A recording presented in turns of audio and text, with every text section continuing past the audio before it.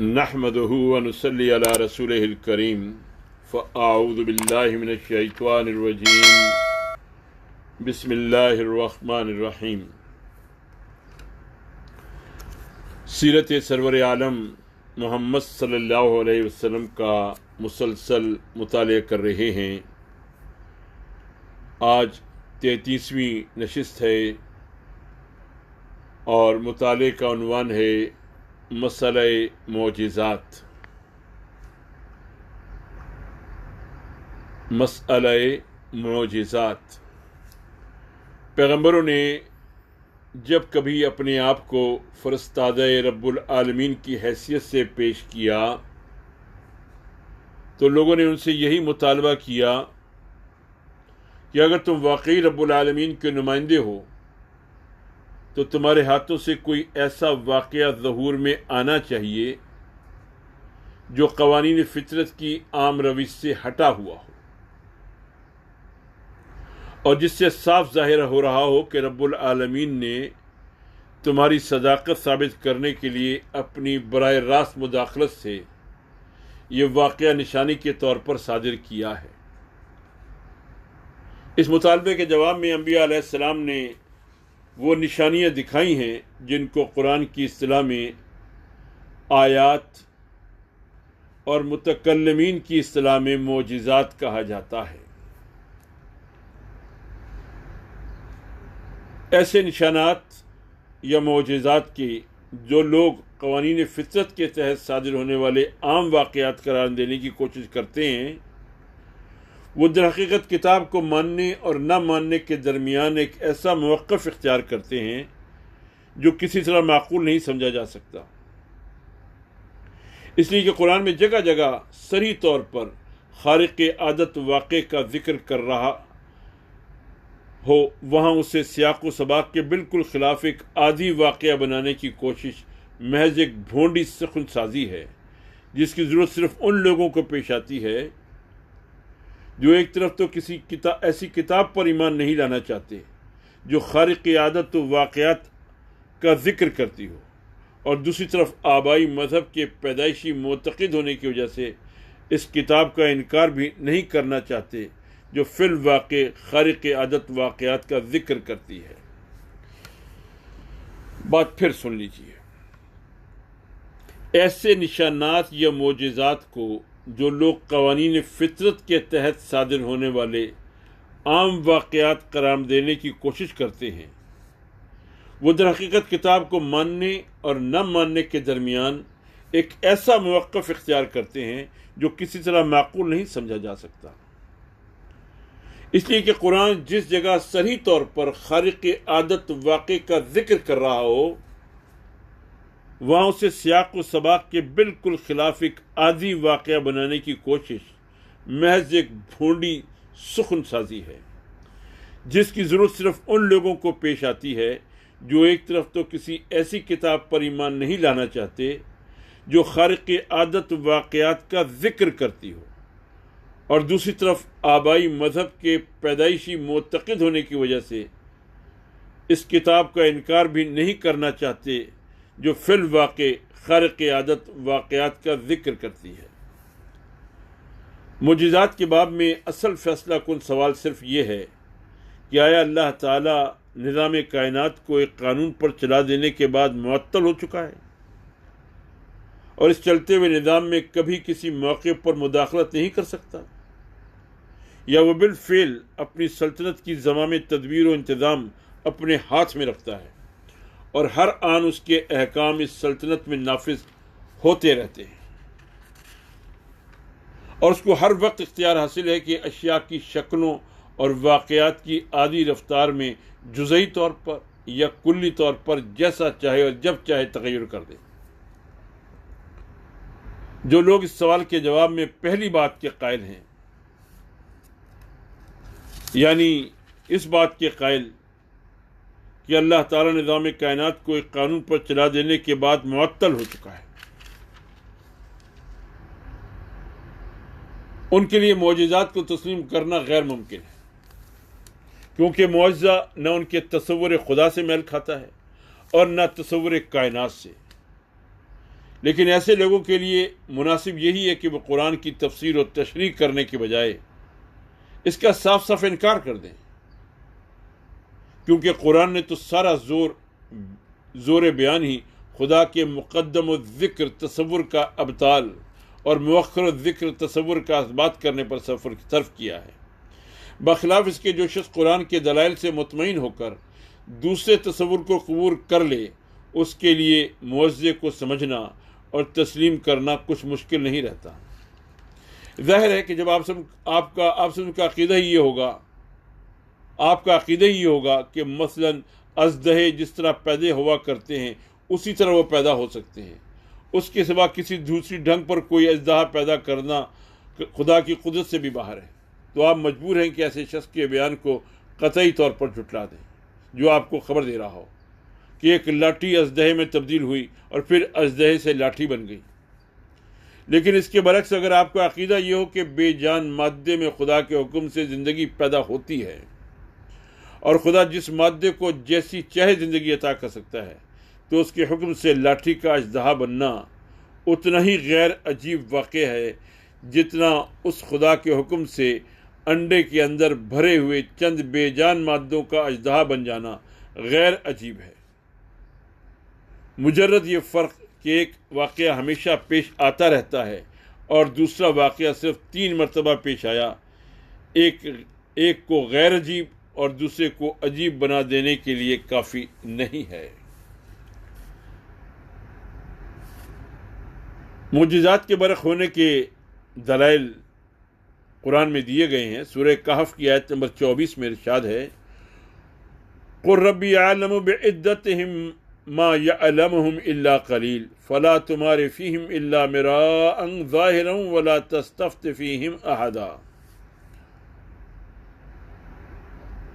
کہو میرا رب بھی بہتر جانتا ہے کہ وہ یعنی کتنے تھے، کم ہی لوگ ان کی صحیح تعداد جانتے ہیں، پس تم سرسری بات سے بڑھ کر ان کی تعداد کے معاملے میں لوگوں سے بحث نہ کرو اور نہ ان کے متعلق کسی سے کچھ پوچھو۔ مطلب یہ ہے کہ اصل چیز ان کی تعداد نہیں ہے، بلکہ اصل چیز وہ سبق ہے جو اس قصے سے ملتے ہیں۔ اس سے سبق یہ ملتا ہے کہ ایک سچے مومن کو کسی حال میں حق سے منہ موڑنے اور باطل کے آگے سر جھکانے کے لیے تیار نہ ہونا چاہیے۔ اس سے یہ سبق ملتا ہے کہ مومن کا اعتماد اسباب دنیا پر نہیں بلکہ اللہ پر ہونا چاہیے، اور حق پرستی کے لیے بظاہر ماحول میں کسی سازگاری کے آثار نظر نہ آتے ہوں تب بھی اللہ کے بھروسے پر راہ حق میں قدم اٹھا دینا چاہیے۔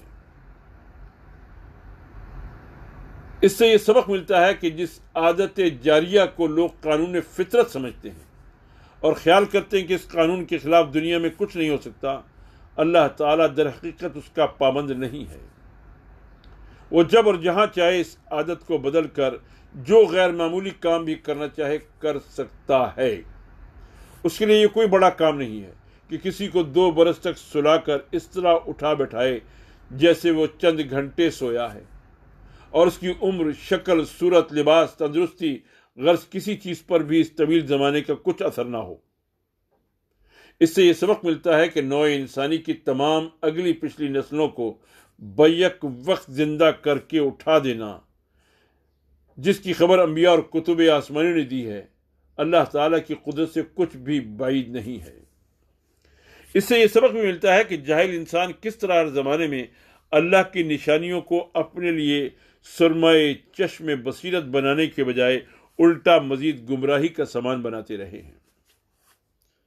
اصحاب کہف کا جو معجزہ اللہ تعالیٰ نے اس لیے دکھایا تھا کہ لوگ اس سے آخرت کا یقین حاصل کر لیں، ٹھیک اسی نشان کو انہوں نے یہ سمجھا کہ اللہ نے انہیں اپنے کچھ اور ولی پوجنے کے لیے عطا کر دی۔ خدا کی اس خدائی میں عجائبات کی کمی نہیں ہے۔ جس طرف بھی آدمی نگاہ ڈالے اس کی قدرت کے کرشمے میں غیر معمولی واقعات کی شکل میں نظر آتے ہیں۔ کچھ واقعات و حالات کا معمولاً ایک خاص صورت میں رونما ہوتے رہنا اس بات کے لیے کوئی دلیل نہیں ہے کہ اس معمول سے ہٹ کر کسی دوسری غیر معمولی صورت میں کوئی واقعہ رونما نہیں ہو سکتا۔ اس طرح کے مفروضات کو توڑنے کے لیے کائنات کے ہر گوشے میں اور مخلوقات کی ہر صنف میں خلاف معمول حالات و واقعات کی ایک طویل فہرست موجود ہے۔ خصوصیت کے ساتھ جو شخص خدا کے قادر مطلق ہونے کا واضح تصور رکھتا ہو تو وہ کبھی اس غلط فہمی میں نہیں پڑ سکتا کہ کسی انسان کو 1000 برس یا اس سے کم و بیش عمر عطا کر دینا اس خدا کے لیے ممکن نہیں ہے جو موت و حیات کا خالق ہے۔ حقیقت یہ ہے کہ آدمی اگر خود چاہے تو ایک لمحے کے لیے بھی زندہ نہیں رہ سکتا، لیکن اگر خدا چاہے تو جب تک وہ چاہے اسے زندہ رکھ سکتا ہے۔ سابقہ انبیاء کے معجزات۔ سب سے پہلے حضرت صالح علیہ السلام کی اونٹنی کے معجزے کا ذکر ہے۔ سورہ اعراف کی آیت نمبر 73 میں ارشاد ہے، وَإِلَىٰ ثَمُودَ أَخَاهُمْ صَالِحًا قَالَ يَا قَوْمِ اعْبُدُوا اللَّهَ مَا لَكُم مِّنْ إِلَٰهٍ غَيْرُهُ قَدْ جَاءَتْكُم بَيِّنَةٌ مِّن رَّبِّكُمْ هَٰذِهِ نَاقَةُ اللَّهِ لَكُمْ آيَةٌ فَذَرُوهَا تَأْكُلُ فِي أَرْضِ اللَّهِ وَلَا تَمَسُّوهَا بِسُوءٍ فَيَأْخُذَكُمْ عَذَابٌ أَلِيمٌ۔ اور سمود کی طرف ہم نے ان کے بھائی صالح علیہ السلام کو بھیجا۔ اس نے کہا، اے برادران قوم، اللہ کی بندگی کرو، اس کے سوا تمہارا کوئی خدا نہیں ہے، تمہارے پاس تمہارے رب کی کھلی دلیل آ گئی ہے، یہ اللہ کی اونٹنی تمہارے لیے ایک نشانی کے طور پر ہے، لہذا اسے چھوڑ دو کہ خدا کی زمین میں چرتی پھرے، اس کو کسی برے ارادے سے ہاتھ نہ لگانا ورنہ ایک دردناک عذاب تمہیں آ لے گا۔ ظاہر عبارت سے صاف محسوس ہوتا ہے کہ پہلے فقرے میں اللہ کی جس کھلی دلیل کا ذکر فرمایا گیا ہے اس سے مراد یہی اونٹنی ہے جسے اس دوسرے فقرے میں نشانی کے لفظ سے تعبیر کیا گیا ہے۔ سورہ شعراء کے رکوع 8 میں تصریح ہے کہ سمود والوں نے خود ایک ایسی نشانی کا حضرت صالح علیہ السلام سے مطالبہ کیا تھا جو ان کے مامور من اللہ ہونے پر کھلی دلیل ہو، اور اسی کے جواب میں حضرت صالح علیہ السلام نے اونٹنی کو پیش کیا تھا۔ اس سے یہ بات تو قطعی طور پر ثابت ہوتی ہے کہ اونٹنی کا ظہور معجزے کے طور پر ہوا تھا، اور یہ اسی نوعیت کے معجزات میں سے تھا جو بعض انبیاء نے اپنی نبوت کے ثبوت میں منکرین کے مطالبہ پر پیش کیے ہیں۔ نیز یہ بات بھی اس اونٹنی کی معجزانہ پیدائش پر دلیل ہے کہ حضرت صالح علیہ السلام نے اسے پیش کر کے منکرین کو دھمکی دی کہ بس اونٹنی کی جان کے ساتھ تمہاری زندگی معلق ہے، یہ آزادانہ تمہاری زمینوں پر چرتی پھرے گی، ایک دن یہ اکیلی پانی پیے گی اور دوسرے دن پوری قوم کے جانور پئیں گے، اور اگر تم نے اس کو ہاتھ لگایا تو یکایک تم پر خدا کا عذاب ٹوٹ پڑے گا۔ ظاہر ہے اس شان کے ساتھ وہی چیز پیش کی جا سکتی تھی جس کا غیر معمولی ہونا لوگوں نے اپنی آنکھوں سے دیکھ لیا ہو۔ پھر یہ بات کہ کافی مدت تک یہ لوگ اس کے چرتے پھرنے کو اور اس بات کو کہ ایک دن تنہا وہ پانی پیے اور دوسرے دن سب کے جانور پئیں بادل ناخواستہ برداشت کرتے رہے، اور آخر بڑے مشوروں اور سازشوں کے بعد انہوں نے اسے قتل کیا، درحال کہ حضرت صالح علیہ السلام کے پاس کوئی طاقت نہ تھی جس کا انہیں کوئی خوف ہوتا۔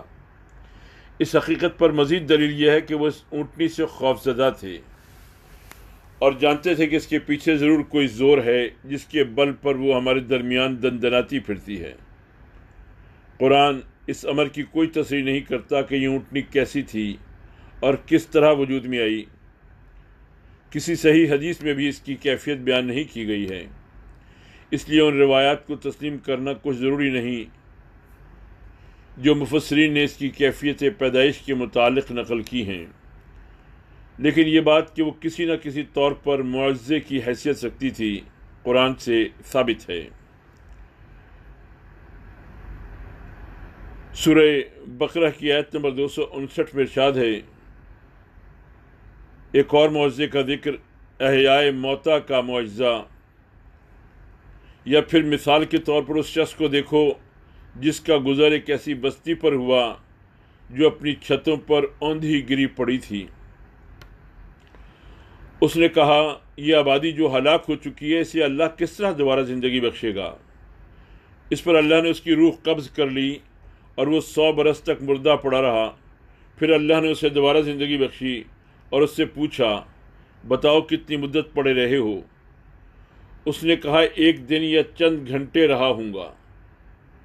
فرمایا تم پر 100 برس اسی حالت میں گزر چکے ہیں، اب ذرا اپنے کھانے اور پانی کو دیکھو کہ اس میں ذرا تغیر نہیں آیا ہے۔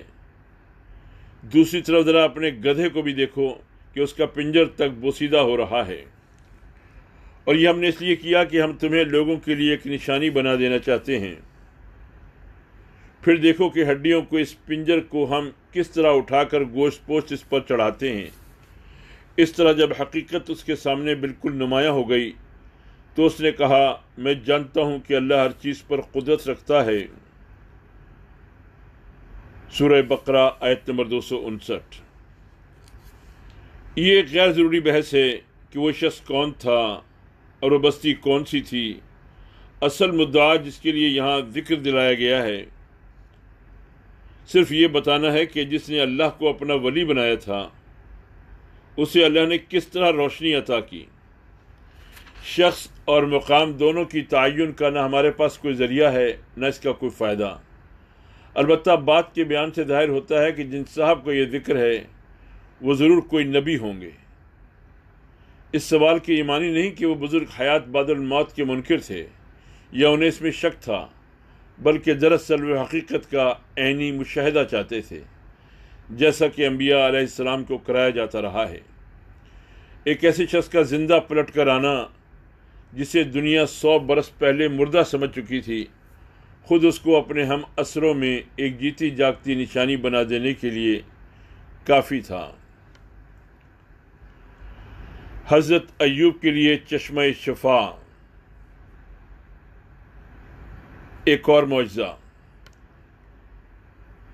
سورہ صاد کی آیت نمبر 41 اور 42 میں ارشاد ہے اور ہمارے بندے ایوب علیہ السلام کا ذکر کرو جب اس نے اپنے رب کو پکارا کہ شیطان نے مجھے سخت تکلیف اور عذاب میں ڈال دیا ہے۔ وَاذْكُرْ عَبْدَنَا أَيُّوبَ إِذْ نَادَى رَبَّهُ أَنِّي مَسَّنِيَ الشَّيْطَانُ بِنُصْبٍ وَعَذَابٍ۔